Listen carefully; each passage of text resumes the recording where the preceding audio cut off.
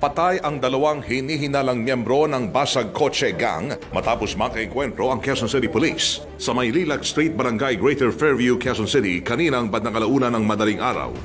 Kwento ng mga biktima, kagagaling lamang nila sa isang salo-salo ng pamilya nang biglang umanong may narinig siyang pagbasag sa salamin ng sasakyan. Kanya itong tinignan at doon nakita ang ginagawang pagnanakaw ng mga kawatan. Lumabas po ako kaagad ng pintuan.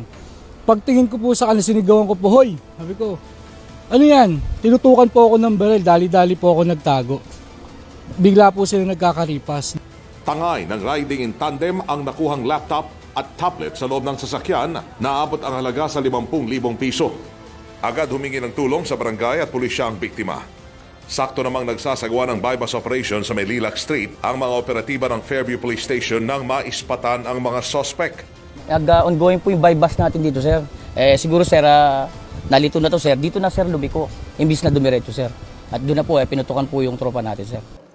Nauwi sa enkwentro ang pangyayari hanggang sa tuluyang mapatumba ang riding in tandem. Narecover sa mga suspect ang 2 kalibre 38 na baril, ninakaw ng mga gadget at ang ginamit nilang getaway vehicle. Sa ngayon, patuloy na inaalam ng otoridad ang pagkakakilanlan ng mga nasawing suspect at kung sangkot din sila sa iba pang krimen sa lugar. Again, may reminder na naman tayo sa ating mga kababayan na pag-iiwanan nyo yung sasakyan nyo. Katulad ng reported ngayon, may laptop at saka may tablet yatang nawala nung basagin yung kotse.